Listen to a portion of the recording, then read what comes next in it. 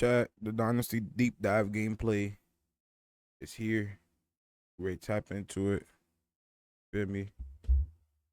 Football 26 Dynasty Mode Deep Dive is officially live, and we have a lot to break down. Now, this video is sponsored by EA because they did get me this information early so that I could get this video ready quickly for you guys. It's a lot to go into today. They dropped a trailer. They dropped a 76-page blog, which is insane. Takes a really long time to read. I've condensed a lot of the information down so that this video won't be an hour long. Now, there's going to be more deep dives coming, more gameplay videos, and some exclusive footage that I'll have soon. If you don't want to miss out on all of that, make sure to subscribe and turn the bell icon on, because we still got a lot more information coming before this game releases. Trying to get to 650k subs before the release of this game, so if everybody watching just subscribed, we could hit that number today.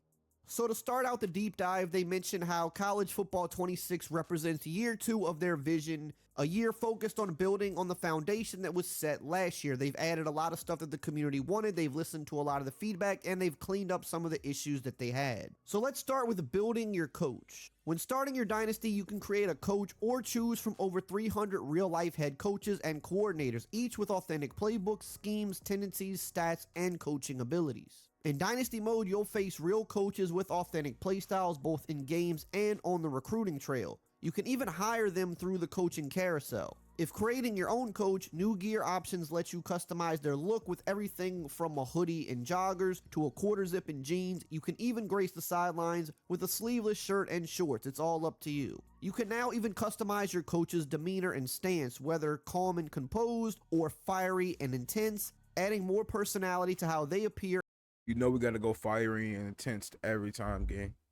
I And want to act be on the slunched field. And over your with coach a level cap me will now mug. be at 100, up from 50 from last year, with rebalanced XP rewards and a new progression curve for early momentum and long-term growth. Archetypes will also play a key role in this. For example, Tactician has the highest XP potential but requires wins. Motivator and Recruiter are steadier but offer lower ceilings. Now it says here that the 3 base archetypes, Recruiter, Motivator, and Tactician, now require a minimum coach level to unlock. This change encourages more focused investment early in your career, making that initial archetype choice even more meaningful. This helps reinforce the rock, paper, scissors relationship not just between archetypes, but also you and your coordinators. Choosing a staff that complements or counters your strengths is more important than ever. Each archetype you unlock becomes incrementally more expensive, encouraging more intentional choices as your coaching journey evolves. For example, if you start as a recruiter, becoming an elite recruiter will be much cheaper than trying to learn a completely new skill set and become a motivator. Just like in real life, it's easier to grow within an existing area or expertise than to take on a new and unrelated skill set. Program Builder and CEO archetypes are the exceptions. As broader leadership-focused archetypes rather than specific coaching disciplines, they are not impacted by scaling costs and remain more accessible once you meet their unlock requirements. The Program Builder's Friends and Family discount lowers archetype costs if another coach already owns them, rewarding smart staff choices. Archetype abilities have also been rebalanced to emphasize trade-offs, with adjusted costs and new abilities to deepen specialization and coaching identity. Moving on to the coaching carousel, this is an area that did need some improvement. It says you'll now receive notifications when coordinators accept or decline job offers, as well as alerts when one is poached for a new opportunity. But it says they've also added 3 new program builder abilities that give you more control over the hiring and retention process. Forever Home, your coordinators are less likely to leave for another job. Deal Sweetener, coordinators are more likely to accept your job offer. And Cream of the Crop increases the caliber of coordinators available for you to hire. Top coaches now get better job offers, and the staff move screen shows each coach's old/new role, school, and reason for leaving. Moving on to the trophy room, something that was highly requested and it is now here this year. Every time you win a major game or award in Dynasty, a trophy is added to your personal trophy room, viewable from the Dynasty Hub or main menu. Each Dynasty has its own room tracking over 160 possible trophies with detailed info like year, team, opponent, and player. The trophy room is shared across all modes: Dynasty, Road to Glory, Play Now, and Road to the College Football Playoff, keeping your legacy alive no matter how you play, which I think is pretty cool. So you can share this across any different mode that you play and just rack up trophies. Now let's move on to the part about building your program. So this is where we're going to talk about transfer portal, recruiting, and stuff like that. Starting with the transfer portal, which was another area that definitely needed some work. The transfer portal in college football 26 is now more unpredictable, with around 2,000 players entering annually, forcing tough roster decisions. Star ratings are now based more on position and class year, not just overall. You can build through the portal for instant impact or develop high school talent, each with its own pros and cons. Retaining players is just as critical, as managing expectations plays a big role in keeping your roster intact. In College 26, every player now has a defined deal breaker, a key expectation that, if unmet, could lead them to enter the transfer portal. New this year is conference prestige as a deal breaker and a revamped playing time system that now considers actual snaps played, not just depth chart position.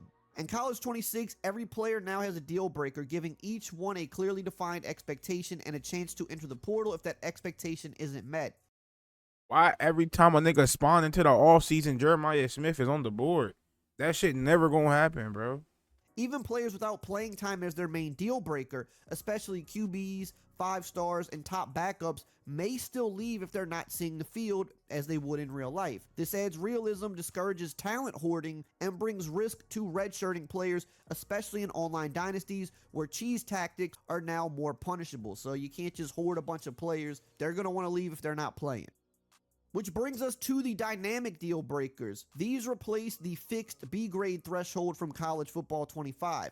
Now player expectations evolve with performance. Better players demand more. This mimics real life big fish in a small pond moves, as breakout stars may transfer to bigger programs when their current school no longer matches their rising goals. Expectations like academics or NIL now scale with the player's overall rating or star ranking. For example, Tennessee's QB left for UCLA after his brand deal breaker demands grew. The system makes transfers feel more natural and reflective of modern college football. Your coach and staff choices directly affect how well you manage evolving player expectations. But there are some key abilities here that can help you, like lower the bar, which is a strategist ability. This lowers the grade needed to meet deal breakers up to 1 full letter.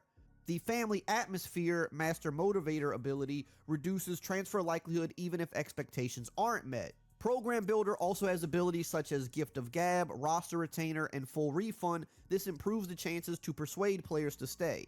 As players grow, their demands change. Adapting your strategy is crucial to long-term success.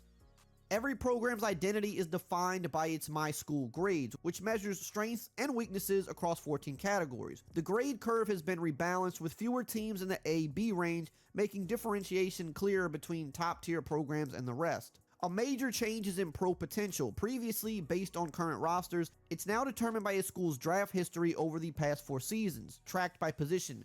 This means you can now clearly see which schools are consistently sending talent to the next level and who truly deserves the title of wide receiver U. And they also did add in some transfer portal customization in the settings. You can set max transfers per team now. You can adjust the transfer probability on user teams, which scales how likely a player is to transfer if their deal breaker is violated. You could also do this for CPU teams as well. Improvements to playing style now better reflect team performance rather than individual stats, especially on defense. Defensive players are now evaluated by team stats like passing or rushing yards allowed, offering a more accurate portrayal of how your team plays.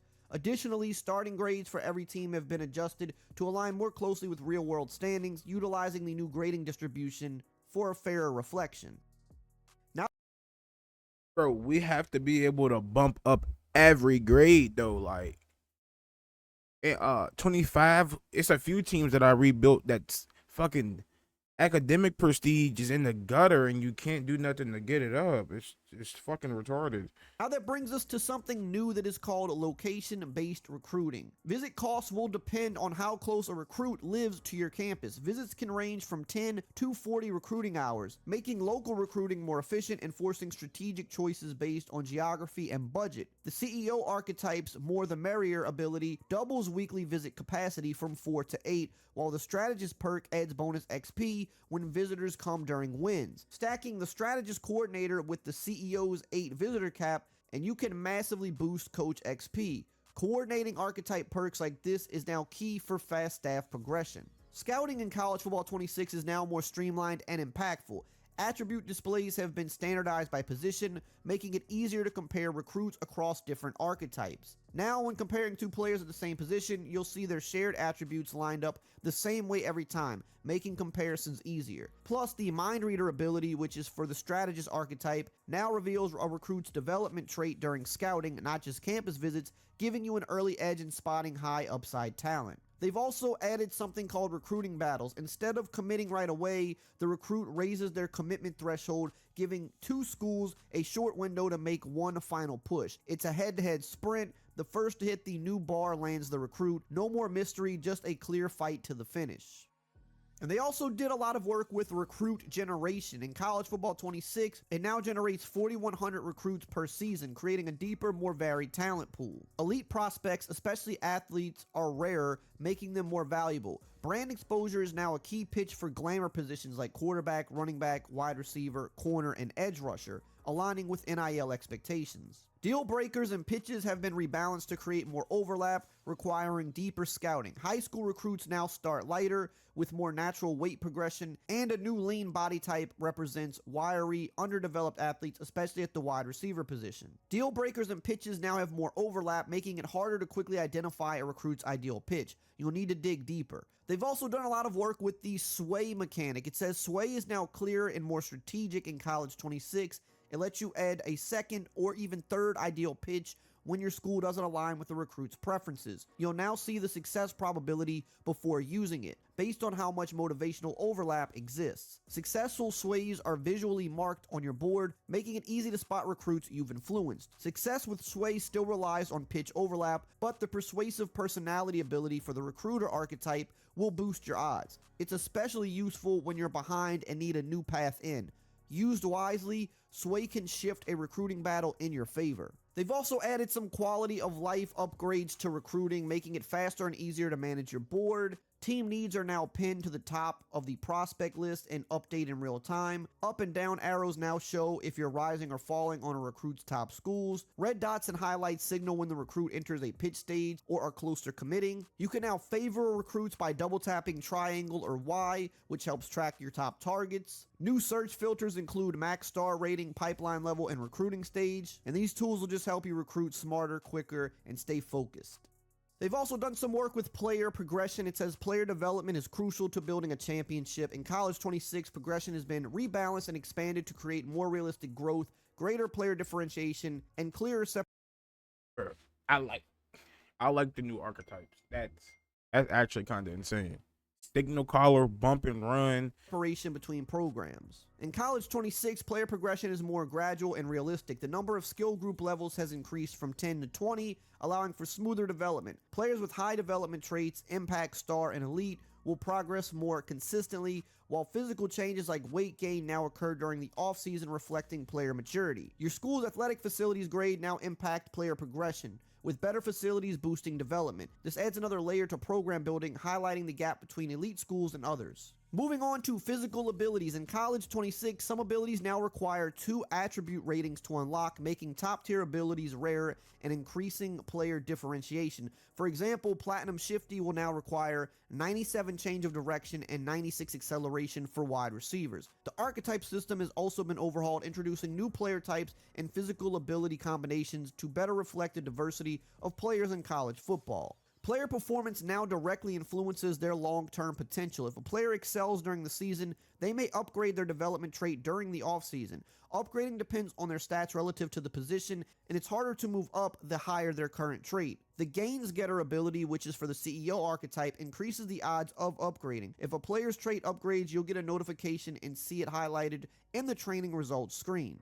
The training results screen has also been revamped for better visibility into a player's growth. You can now see how much each attribute increased for every player, along with their weight gain, upgraded abilities, and any change to their development trait. This provides a clearer view of the offseason progression, which is great because this was one of the bigger annoyances last year. You didn't really see where they improved and by how much. You had to kind of remember, which was pretty impossible for an entire team. There's also manual progression, which can be enabled in the league settings for more control over player development, When active, players earn skill points but don't automatically spend them. You can manually allocate skill points to a player's player card. To maintain balance, manual progression does have a default 25% nerf, which can be adjusted or turned off by the Dynasty commissioner. Moving on to position changes, these now come with more realistic challenges. When a player switches positions, they retain only the ability shared between their old and new archetypes. Skill group caps are adjusted based on how closely the new position aligns with the old one. For example, moving a running back to wide receiver results in a smaller drop than switching to an offensive tackle. The further apart the positions are, the harder the transition. The player module will show which abilities are retained, and the player's development trait remains the same, ensuring consistent growth as they adapt in their new role. Now let's talk about managing wear and tear. In College 26, player durability is influenced by how their body responds to physical demands of the season. It's not just about injuries. Each hit adds up. Some players can withstand more wear and tear, while others break down under repeated. They just make wear and tear even worse. I don't want to see nobody getting hurt from wear and tear. I don't want to see somebody's wear and tear go from green to fucking dark red off of one tackle. Like, that's just stupid. Impacts. In College 26, each player has a season and career health that determines how much wear and tear they can recover in a season and over their career. Once a player's season health pool is depleted, they can't recover damage until the offseason. This plays out in real scenarios like last year's national championship game, where Notre Dame's quarterback, after a heavy workload, showed noticeable performance decline due to accumulated wear and tear. At the end of each season, a player's health pool replenishes, but its size depends on how much was left at the end. Players with a nearly empty pool start the next season with a smaller one, while those with a full pool maintain a larger one. You'll now manage a player's career clock with how much they're used each season, affecting their longevity, adding more strategic decisions about player usage and health management throughout the year. Now, they talked about this in the gameplay deep dive, but they have added new auto subs and stuff like that to the game, and there's some different ones that you can use, such as Keep Fresh, which prioritizes rotating players out early to limit accumulated wear and tear. You can have it on normal, which is a balanced approach that will keep a steady rotation. You can set your auto sub to grind it out, where players will stay in even if they have significant wear and tear. They'll try to grind it out. Or you could set this up to custom. So there are some settings to help deal with the new wear and tear system. And the wear and tear itself has a custom settings menu, so you can adjust everything from how much a hit damages players to how much they replenish between quarters and halftime, so you can kind of tailor this to your liking. Now let's move on to some other stuff here for Dynasty, and here we're going to talk about the history. They've done a lot of work with this. It says in College 26, the new college football history feature allows you to relive your Dynasty's legacy. Accessed through the Stats and Records tab in the Dynasty Hub, it tracks national champions dating back to 1869, conference champions, and historical player and coach award winners such as Heisman and Coach of the Year.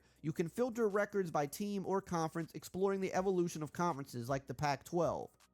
This feature does grow with your Dynasty, preserving every moment and champions across 30 seasons. Additionally, 14 new awards have been adding, including the Maxwell and the Walter Camp Awards, along with a rebalanced evaluation of defensive stats for award considerations. In College 26, you can now view a player's full history of awards and accolades directly from their player card. Simply navigate the More tab, go to Stats, and filter awards. This section displays all their individual honors, including Heisman trophies, conference championships, All-American and All-Conference selections, Player of the Week honors, and even their transfer history. They've also done a lot of work behind the numbers, like stat tracking and tiebreakers. They go into detail about how the tiebreakers didn't always work out correctly last year, and they upgraded logic to better align with how real-world conferences settle their standings and to ensure outcomes make sense. So they've improved tiebreaker logic throughout the entire mode. But they've also done good work with player stats. It says the box score now displays the total number of plays and yards per play. They've also added new metrics within the season stats, career stats, and team stats. So for example, for quarterbacks, you can now see their touchdown percentage, sack rate, interception percentage, their touchdown to interception ratio, net yards per attempt, adjusted net yards per pass attempt, which is all really cool stuff. For running backs, you'll see their fumble rate. For punters, you'll see their touchback percentage. For team stats, you'll see total yards per game, rushing yards per game, passing yards per game, yards per play. For defense, you'll see yards allowed per game, rush yards allowed per game, pass yards allowed per game, points allowed per game, and sacks per game. You'll also see penalties per game and penalty yards per game. Moving on to new positions and archetypes. They've done a lot of work with that this year. Of course, they've updated the position terminology, which most of you I think know by now. So instead of defensive end, there's edge. They have the Sam, Will, and Mike linebackers. They have long snappers. They have the gadget position. They have nose tackles.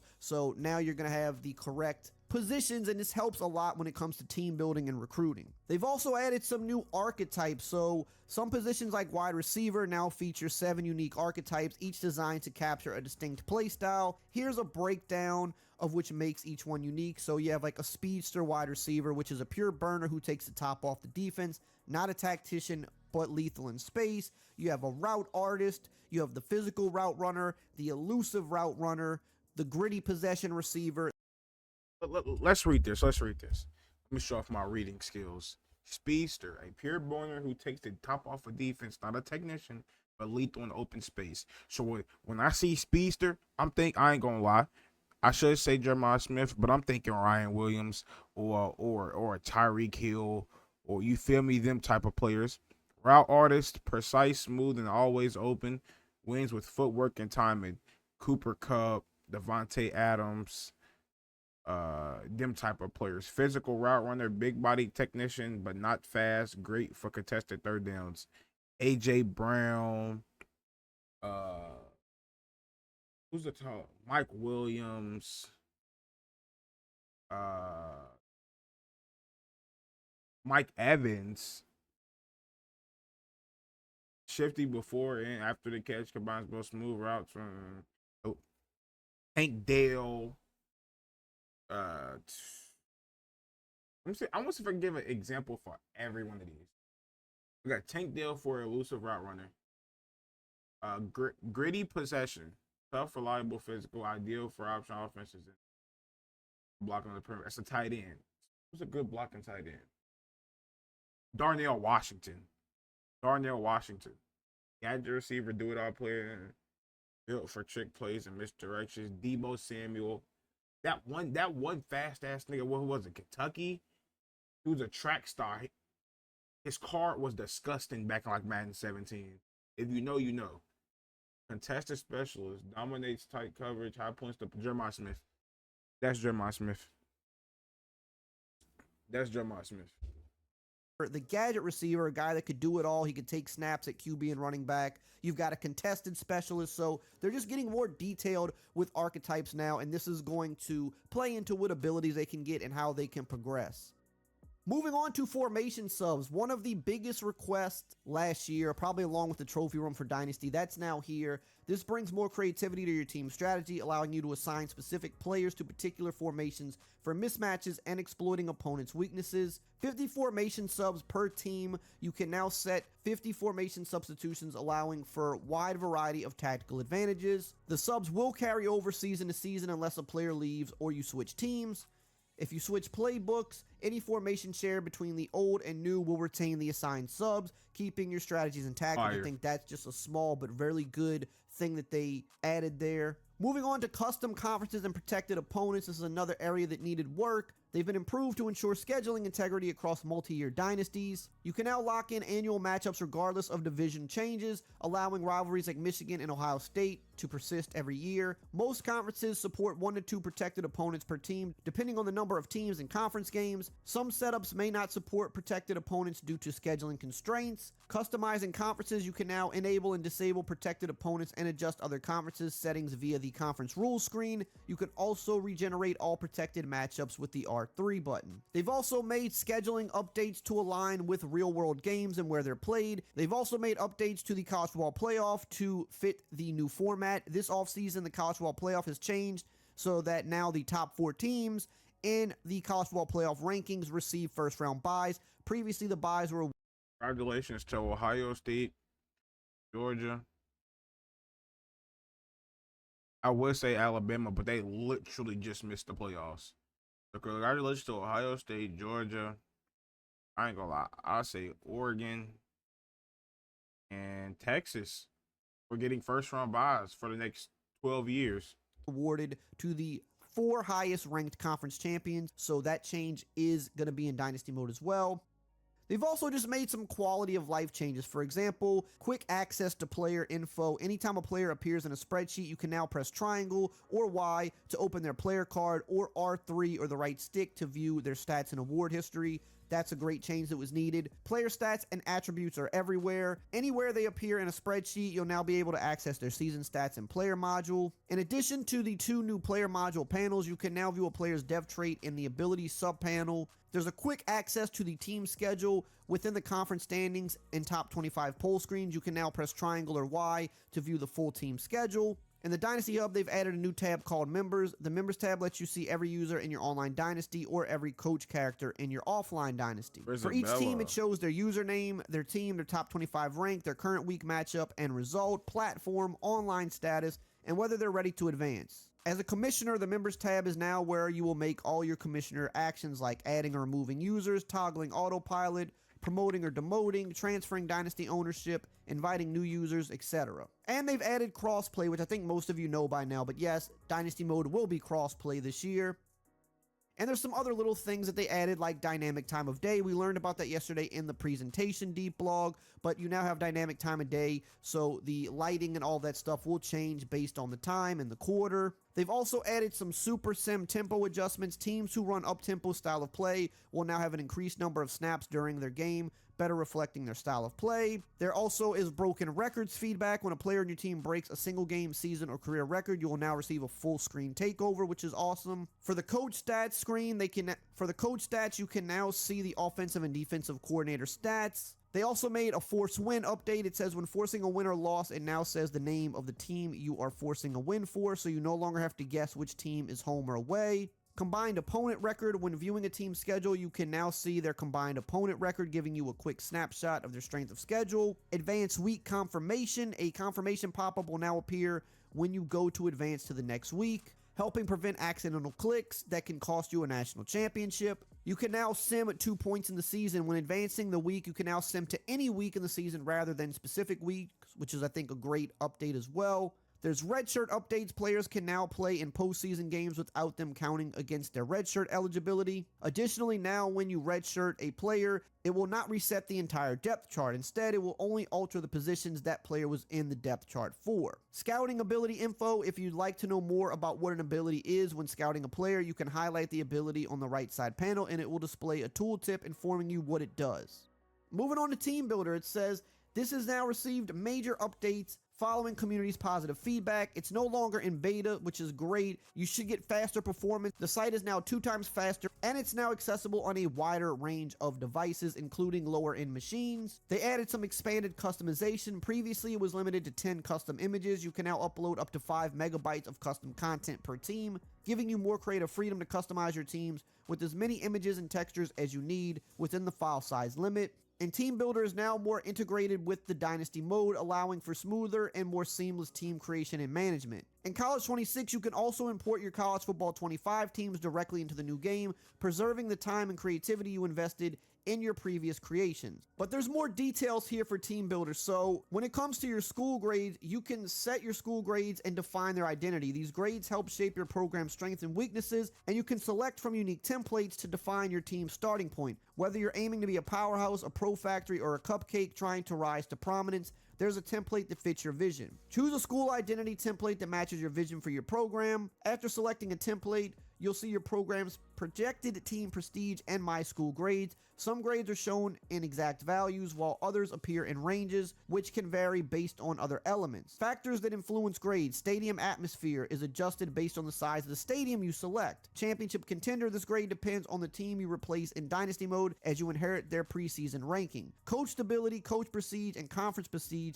These grades are based on your coach's setup and the conference you choose, not the template. And they've also enhanced the roster editing. It now has its own dedicated tab with enhanced features designed to give you more control over your team. You can now view your team's overall offensive and defensive ratings at the top of your roster screen. with these values updating in real time as you make changes. When you view an individual player, you'll also be able to see their overall rating, so you always know how your edits impact the team's performance. This makes roster management more intuitive and gives you a clear understanding of how each change affects your team. When editing a player, you'll find 2 new tabs, Bio and Skill Ratings. The Bio tab lets you modify key player details and appearance. Within this tab, you can edit the following fields: their first and last name, previous redshirt status, high school star rating, and deal breaker.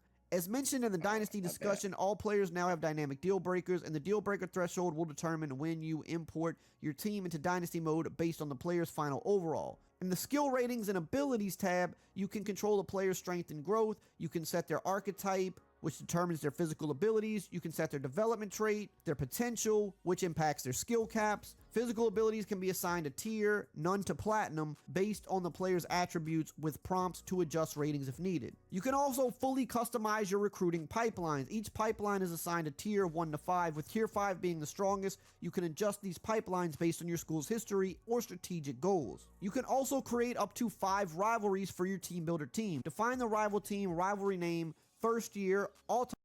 So, with me being able to choose my new rivalry, my team builder team, the Kentucky Schedulers or the Kentucky, whatever the fuck I want to call us, Michigan, Louisville,